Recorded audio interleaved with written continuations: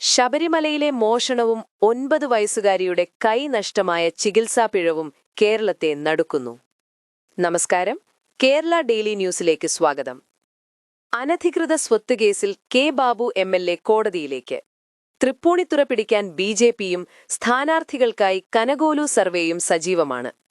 സണ്ണി ജോസഫ് പറയുന്നു, ധർമ്മടത്ത് കരുത്തൻ വരും. Lali വിൻസെന്റിന് clean chit കിട്ടിയപ്പോൾ സിപിഎമ്മിലേക്കില്ലെന്ന് ഷാനിമോൾ ഉസ്മാൻ.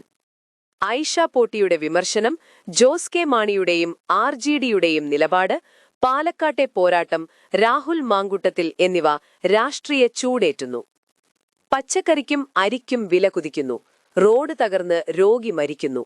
ബ്രഹ്മപുരം മാലിന്യം, എടപ്പാൾ സ്റ്റേഡിയം നാശം, കൃഷിനാശം, തോൾ പ്രതിഷേധം, ചപ്പാരപ്പടവ് ഭരണം, മാടപ്പള്ളിയിലെ തടസ്സം എന്നിവയ്ക്കിടെ അജിത് കുമാറിന്റെ എസ്കോട്ട് പരിഷ്കാരവും രസീതിൽ 0 ചേർത്ത തട്ടിപ്പും വിവാദമായി. പഴയ ചിത്രം ബിജെപി തിരിച്ചുവെച്ചതോടെ തിരുവനന്തപുരം കോർപ്പറേഷനിൽ തർക്കം കടുത്തു. കരുവന്നൂർ ജാമ്യം തള്ളിയതും സാമുദായിക ചിന്തകൾ പടരുന്നതും ഗൗരവമാണ്. കുംഭമേള തടസ്സവും ശബരിമല നെയ് കേസും കോടതിയിലേക്ക്.